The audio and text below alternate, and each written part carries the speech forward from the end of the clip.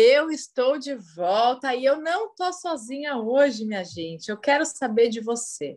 Você já caiu em alguma fake news? Já compartilhou, de repente, uma fake news e depois você veio a saber que não era bem aquilo? Ou recebeu aí um palpite furado?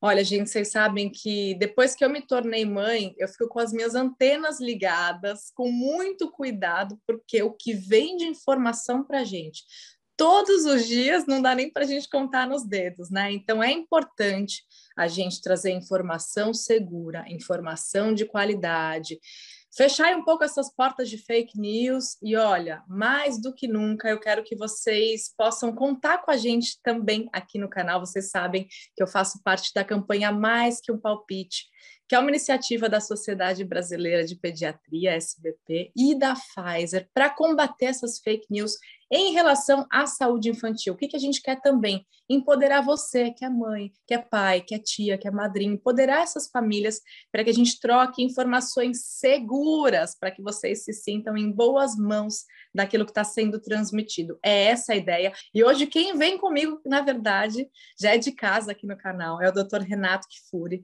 Ele é presidente do Departamento de Imunizações da Sociedade Brasileira de Pediatria. Já trocou uma ideia com a gente antes e hoje a gente está de volta. Tudo bem, doutor Renato? Obrigada por topar mais uma vez estar aqui com a gente. Oi, Ju, prazer estar aqui de volta, batendo esse papo com você, né, dentro da campanha Mais Que um Palpite, né? Você disse bem, né? Nessa fase inicial da vida do bebê, que a gente fica, ou as mães e os pais ficam bastante aí inseguros em relação às informações corretas. E a Sociedade Brasileira de Pediatria buscou essa aproximação com os pais com esse sentido mesmo, de conversar, de levar informação segura. É mais que palpites, né? São informações aí veiculadas com qualidade e pelo pediatra, né? Que é a pessoa mais indicada para falar da saúde das crianças. É isso aí, doutor. Então, bora lá, que a gente tem perguntas para o senhor. E se você também que está assistindo a gente, de repente, quiser complementar com a sua experiência, com a sua pergunta, deixa aqui embaixo que a gente vai ficar de olho também. Doutor, por conta da Covid-19, o que aconteceu? Uma queda, né? A gente teve uma queda, uma mudança brusca, né? Claro, no nosso dia a dia, na rotina, no estilo de vida, mas uma queda também na vacinação em geral, né? Se você pega os dados para ver, isso também foi impactado, isso acaba sendo um pouquinho sério, né? Então, o que acontece?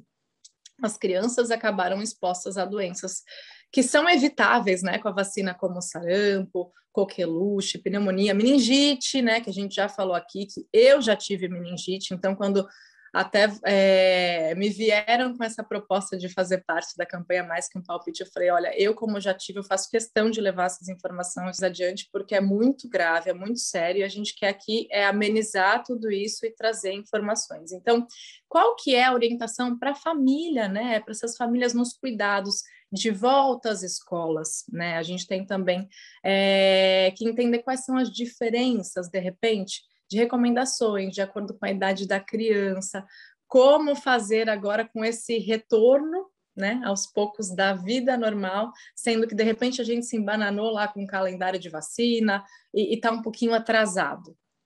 Olha, isso foi muito frequente no ano passado, né? Com o receio de levar os filhos nas unidades de saúde, de frequentar clínicas, muitas e postos de saúde, muitas mães deixaram de vacinar, mães e pais, né? As famílias deixaram de levar suas crianças e adolescentes para serem vacinados.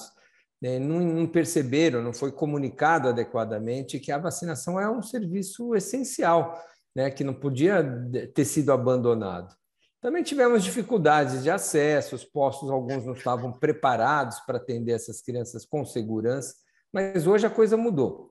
O problema é que nós ficamos com muitas crianças com atraso vacinal, né, Ju? E aí a gente sabe que quando a gente tem muita gente desprotegida, lembra que a gente fala daquela imunização de rebanho, quando todo mundo está protegida, diminui a transmissão daquele micro-organismo na comunidade? Aqui é o contrário. Quanto mais gente desprotegida, mais fácil é de algum vírus que já tinha sido controlado, que já praticamente não existia, voltar a circular entre essas pessoas não protegidas. Então, sarampo, difteria, coqueluche, rubéola, pneumonias, a meningite, que você lembrou bem, são doenças agora, quando a gente retorna à socialização, retorna a volta às aulas das crianças, corremos o risco de ver ondas aí, não mais de Covid-19, mas ondas de um monte de doenças aí que já tinham desaparecido. Então, é fundamental retirar esse atraso vacinal. Nós temos que recuperar esse calendário perdido aí de quem não se vacinou no ano passado, ou até esse ano, ainda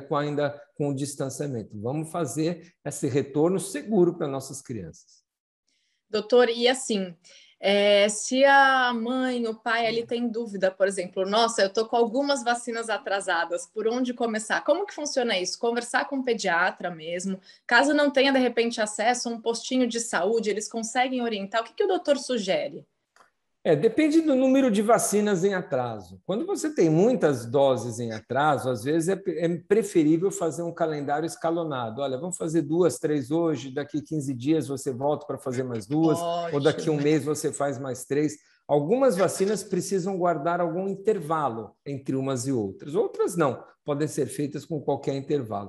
Mas aí o médico, aí o pediatra e mesmo as unidades de saúde, os postos e as clínicas de vacinação, são absolutamente tranquilos em te orientar a isso. É definir junto com a família, que às vezes tem dificuldade, né? Tem gente que não tem facilidade de se locomover e ir até o posto. Exato. Então, às vezes, é melhor fazer mais vacinas no mesmo dia e já ficar livre logo. Você sabe que da última vez que o Liam foi vacinado, que é o meu filhinho mais novo, né? Que vai fazer. Tá com 1 aninho agora, né? Aconteceu isso mesmo, de atrasar. E daí, quando a gente foi dar as vacinas, a gente conseguiu otimizar, conciliando algumas juntas, para que de uma vez só ele já conseguisse essa imunização e não prejudicasse o andamento das coisas todas. Então, eu, pelo menos como mãe, eu achei ótima essa sugestão da nossa pediatra de, olha, você, quando for dar essa, já dá aquela, porque assim já vai de uma vez. E a gente fica com o coração um pouquinho apertado. É claro que é super importante vacinar, mas a gente, como mãe, fica com o coraçãozinho apertado às vezes, que eles ficam manhosos, choram. Com muitas Deixa vai de uma picadinhas, vez, né? E isso é super seguro. Isso é importante destacar também, Ju, que isso não atrapalha a vacina. Tem gente que fala, isso vai sobrecarregar o sistema imunológico. Não sobrecarrega, não. A criança pode tomar 3, 4 vacinas. É o que você falou, dá dó das picadinhas, mas às vezes você já retira o atraso e já deixa a criança protegida. Esse é um ganho muito importante, né, nesse momento. Sim, agora eu queria voltar no assunto da meningite, né, que eu mencionei no começo, mas às vezes quem está assistindo agora não assistiu o nosso último vídeo, eu vou deixar o link aqui embaixo para vocês, mas eu tive quando eu tinha 20 anos, né, e se de repente você aí da sua casa não teve essa informação, não acompanhou essa história, assiste esse vídeo todo, depois você vai naquele, mas a gente vai levantar esse assunto aqui de novo. No meu caso, por exemplo, eu não tive nenhuma complicação, né? Não foi um caso dos mais sérios, mas existem casos e casos. E, por exemplo, quando a meningite não é tratada de uma forma rápida, por exemplo, doutor, quais são as consequências disso? Na meningite é o grande, vamos dizer, dilema aí das doenças infecciosas, que apesar de ela não ser uma doença tão comum que nem a gripe, que os resfriados, quando ela acontece, ela pode ser muito grave. E ela tem uma evolução muito rápida. Às vezes a criança está muito bem, com uma febre, com mal-estar, um quadro, às vezes, indistinguível de qualquer uma gripe, de qualquer mal-estar que nossos filhos têm várias vezes, né? Quando está doentinho. E às vezes evolui rapidamente, né? Como a criança começa a ficar mal, começa a precisar ter dificuldade respiratória, dificuldade para funcionamento dos seus órgãos, e levar, às vezes, à morte em cerca de 1/4 25% dos casos. Ou seja, de cada 10 crianças que desenvolvem uma meningite bacteriana, 2 a 3, infelizmente, vêm a falecer. E mais do que isso, das que sobrevivem, Ju, mais ou menos 20% fica com alguma sequela definitiva. Às vezes perde a audição, às vezes perde a visão, às vezes tem que ter uma amputação, às vezes fica com uma sequela neurológica. É uma doença gravíssima, que tem um poder de letalidade, que a gente chama de risco de adoecimento grave e morte muito grande e de sequelas muito alto. Daí a importância da vacinação, porque não dá para adivinhar quem é que vai desenvolver uma meningite. É imprevisível quem são esses casos. E tem aquela coisa também, né? Os sintomas, eles podem ser confundidos com os da gripe, né? Num primeiro momento. Como que a gente faz, de repente, como pais, como cuidadores, para identificar, conseguir ter a sensibilidade de identificar esses sintomas e conseguir agir com rapidez nessa busca pelo tratamento? Olha, essa é a grande dificuldade, sem dúvida. Os pais, com qualquer quadro febril com a criança que não está bem, lembrar que a meningite, a criança não está bem, né? Uma doença que leva uma preocupação dos pais, porque o estado geral da criança está comprometido. Então, criança com febre que não está bem, especialmente bebezinhos, crianças nos primeiros anos de vida, devem ser examinadas. Às vezes, até para o médico, Ju, é difícil distinguir num quadro, num momento muito inicial, se aquela febre, se aquela criança que está chorosa, enjoadinha, é um quadro viral, um resfriado, uma diarreia vindo, ou às vezes até uma meningite. Então, por isso que é muito importante o acompanhamento. Teve febre, a criança não está bem, leva no seu médico para ser examinado.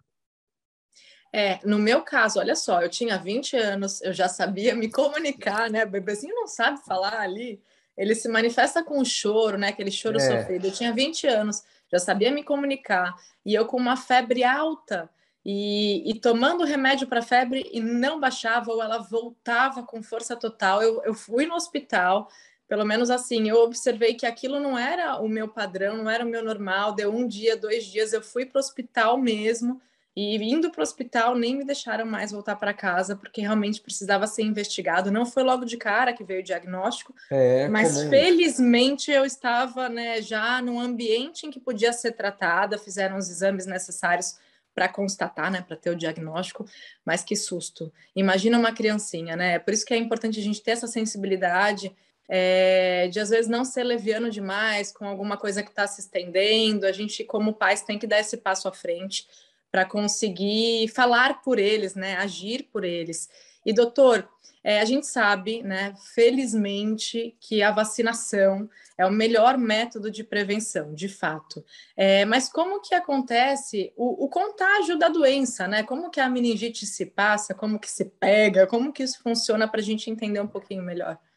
Olha, a meningite é curioso porque muitas pessoas têm a bactéria causadora da meningite na sua garganta, nas suas vias respiratórias e não adoecem. São chamados portadores. Então, são indivíduos que transmitem, têm a bactéria ali na sua garganta, nas suas vias respiratórias, e ao falar, ao tossir, ao espirrar, ao beijar, ao ficar próximo, acabam compartilhar, às vezes, talheres, copos, podem transmitir a doença de uma pessoa para outra.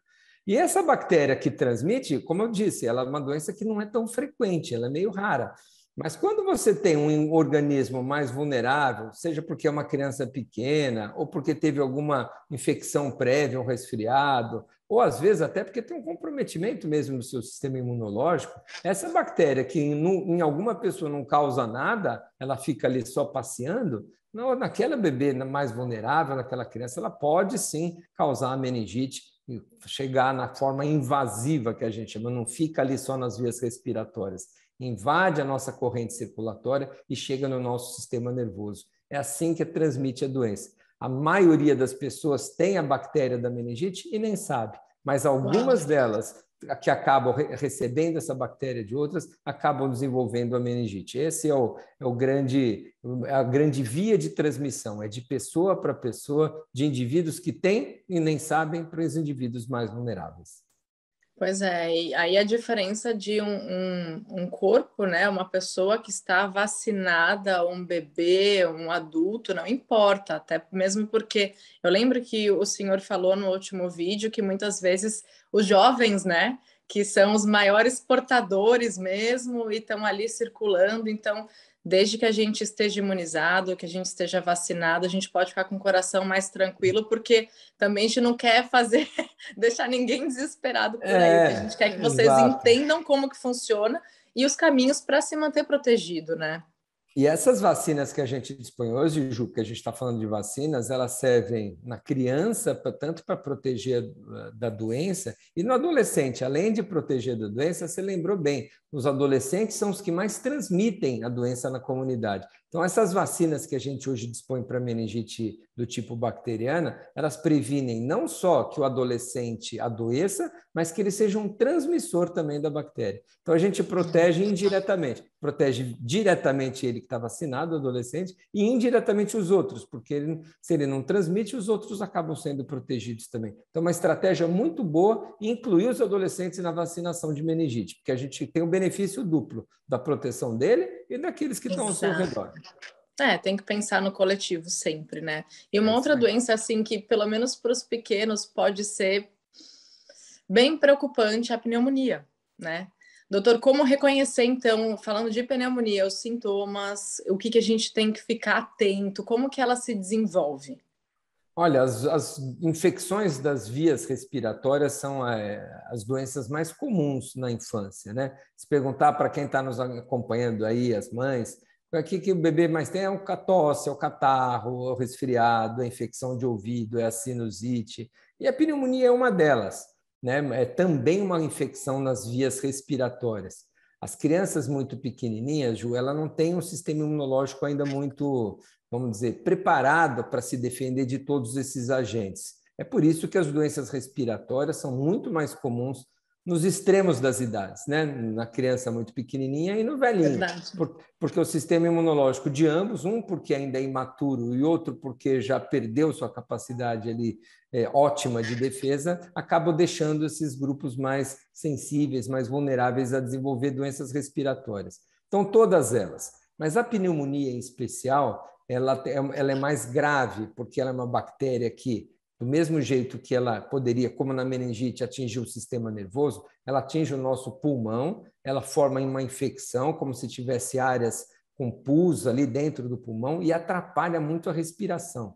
Então, essa bactéria ali dentro, ela atrapalha o que nós chamamos dessa relação, quando a gente inspira o ar, a gente não consegue trazer o ar para dentro porque o pulmão está todo acometido. Falta de ar, febre alta, abatimento são sintomas de pneumonia. Muito diferente do resfriado, da gripe, que geralmente o estado geral está bom, a criança está brincando, está alegrinha. Na pneumonia, não. A criança está abatida, está com febre alta, está com dificuldade respiratória.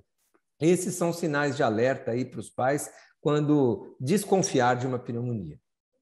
Alguém aí assistindo a gente que já teve um bebê, um filho com pneumonia, como que foi isso? Como que foi o tratamento? Porque às vezes vale falar sobre, né, experiências também, doutora. Aqui a nossa ideia é fazer uma grande comunidade de rede de apoio mesmo, porque muitas vezes a gente compartilha as nossas vitórias, as coisas boas, mas é importante a gente falar sobre os nossos desafios, como eu abri aqui para vocês no outro vídeo, todo o meu desafio em relação à meningite, tudo que eu aprendi depois, as coisas que eu passei a dar mais valor. Então, vocês estão super convidados a deixar aí o seu relato, né? E eu queria fazer uma última pergunta para você, doutor. Por exemplo, a época de inverno, a gente fica super cuidadoso, né? Agasalha a criança, tudo tem os cuidados, porque né, é uma fase desafiadora em relação às doenças respiratórias, mas a pneumonia ela não está ali só no inverno, né? Ela pode acometer uma criança ou um adulto em qualquer época do ano. O que o senhor poderia dizer em relação a isso, aos cuidados que se estendem, se a gente tem que tomar mais cuidado numa determinada época ou em outra, ou os cuidados são os mesmos sempre? Olha, Ju, a gente sabe que existe uma sazonalidade que a gente chama, né? Uma época do ano onde algumas doenças acontecem com mais frequência. Então, a gripe é mais no inverno, as pneumonias acompanham, a bronquiolite é uma doença que costuma dar um pouco antes no outono, as diarreias vêm mais no verão, a conjuntivite vem mais na primavera, junto com a catapora. Tem alguns vírus e bactérias que têm uma predileção por climas mais secos, mais úmidos, mais quentes ou mais frios. Por isso que as doenças têm uma predominância, dependendo dela, em algumas épocas do ano. Isso não quer dizer que ninguém pode ter gripe em dezembro, pneumonia em janeiro ou diarreia no inverno. Claro que pode, a gente vê isso todo dia. Mas algumas coisas são fundamentais nas crianças para que a gente deixe nossos filhos mais protegidos. E olha, isso vale para as pneumonias, mas vale para muitas dessas doenças. Então, o aleitamento materno, a gente sabe que é super protetor. As mães que tiveram oportunidade de amamentar seus bebês por um tempo mais prolongado, isso é muito bom. Não expor essas crianças à fumaça do cigarro. A fumaça do cigarro é super irritante para as vias respiratórias. Mesmo aquele que fuma lá na sala, o bebê está no quarto, a fumaça vai lá. Então, isso é um irritante das vias respiratórias que promove também uma facilidade de entrada de vírus e bactérias dentro dessas infecções. Se a gente puder deixar os nossos filhos frequentar creches, escolinhas, berçários, o mais tarde possível, ou seja, quando ele estiver maiorzinho, com mais resistência, é melhor também do que aquele bebê que vai para a escolinha, para a creche com 3, 4 meses. Infelizmente, essa é a realidade do nosso país. A maioria dos pais trabalham e não tem com quem deixar as crianças. Por isso que a gente briga tanto na sociedade de pediatria para que essa licença estendida seja maior. E a vacinação, né? Então, a vacinação é parte fundamental de prevenção das pneumonias. Hoje tem vacina de pneumonia. Para a maior parte dos tipos de pneumonia, as vacinas estão ali disponíveis para as crianças. Tem vacinas no posto de saúde, que inclui boa parte das pneumonias. Nas clínicas particulares já existem vacinas mais modernas que ampliam a proteção, mas o importante é fazer o calendário vacinal todo. Coqueluche, tuberculose, pneumonia, gripe, são doenças respiratórias que a gente conta com vacinas. E a vacina, junto com essas outras medidas, de lavagem de mãos também, de evitar aglomeração, funcionam muito na prevenção das doenças respiratórias do bebê. Então, olha, sei que são muitas dicas, né, Ju? Mas lavar a mão, não fumar, amamentar, vacinar, deixar o bebê fora de aglomeração, colocar ele mais tarde possível na creche, mas são dicas valiosas aí que vão ajudar muito na saúde das nossas crianças. Muito, doutor. E olha, ouvir o senhor falando de amamentação me ajuda a ter forças aqui, sinceramente. As meninas que acompanham o canal sabem que eu estou passando por um momento de, assim, privação de sono absurda. Eu fico até emocionada aqui, porque tá punk. E às vezes tem noites que eu falo, nossa, será que eu vou conseguir continuar amamentando? Tá tão puxado. Mas é isso. Eu acho que a gente tem que lembrar dos benefícios, do que importa para quem conseguiu e também para quem não conseguiu. É claro que existem muitos outros cuidados, muitas outras formas de você nutrir e acolher o seu bebê. Que a gente possa se valorizar naquilo que foi possível, mas obrigada por esse lembrete, porque tá complexo aqui, mas é fase, vai passar. É isso mesmo, a amamentação ela tem todo o seu valor e ela nunca deve ser carregada com a culpa, né? Daquelas que não conseguem, daquelas que não têm. Não, o amor de uma mãe não é maior ou menor porque ela conseguiu ou não conseguiu amamentar. E eu tenho certeza que essa tua fase também você vai superar. Eu acho que tem uma. Mas é verdade, a gente olha para os filhos vão crescendo, né, Ju? E você já tem experiência também, a gente vai vendo que as dificuldades e todos os enfrentamentos que a maternidade e a paternidade vão trazendo para a gente nos fazem cada vez melhor, em todos os sentidos, né? Nos sentidos físico, mental, nos amadurece, nos torna diferente, nos torna cada vez mais especial. É um presente, a maternidade, a paternidade, realmente para todos nós. É desafiador, mas no fundo é isso. A gente vai se lapidando como ser humano e parece que a gente fica mais pronto para tudo. Tem dia que a gente está de cabelo em pé, que a gente quer gritar e sair correndo. Tem. Mas acho essa que é a maternidade real, né? A gente viveu uma época no passado onde primeiro era aquela mãe absolutamente abnegada a tudo, que fazia tudo pelos filhos. Depois veio aquela percepção da mãe que tem que fazer tudo, aquela geração da mãe que é trabalhadora, é mulher, é mãe e não pode errar em nada. E hoje a gente está vivendo uma maternidade mais consciente, uma maternidade mais na real, né? Que é o que é possível fazer. Necessário. E é que é necessário. Ser mãe é tão importante quanto ser mulher, quanto ser trabalhadora, quanto sua carreira. E que bom que todos que estão nos acompanhando aqui possam conciliar tudo isso. Ai, doutor, obrigada pelo nosso papo. É sempre valioso estar aqui. E reforçando o convite para vocês, minha gente, continua acompanhando a campanha Mais Que Um Palpite nas outras plataformas, no Instagram, no Spotify. Você que é aí, mamãe, coloca aquele fone no ouvido e vai fazer o que você tiver que fazer. Seja cuidar da casa do filho, trabalhar ou, de repente, tirar um tempinho para você com, de fato, uma informação de qualidade. A campanha Mais Que Um Palpite é uma iniciativa da Pfizer e da Sociedade Brasileira de Pediatria, porque a gente quer, sim, combater as fake news, porque a gente não merece isso. Muito obrigada, doutor Renato. Eu que agradeço, Ju, é sempre um prazer. A Sociedade Brasileira de Pediatria fica muito, muito contente de se aproximar das famílias, né? A pediatria, ela foi feita muitas décadas dentro dos consultórios, ali quase que no individual, né? No varejo, e é sempre muito bom nesse mundo globalizado, nessas redes sociais, está aqui dentro com informações de qualidade. Agradecer demais a você pela oportunidade de veicular aí para todos os seus seguidores tanta informação legal de qualidade. A Sociedade Brasileira de Pediatria fica muito contente com isso. Obrigado e até a próxima, né? Obrigada, gente. Um beijo para vocês. Compartilhem esse vídeo com outras famílias, com outras mães. Vamos fortalecer essa corrente e abaixo as fake news, hein? Um beijo, gente. Tchau, tchau.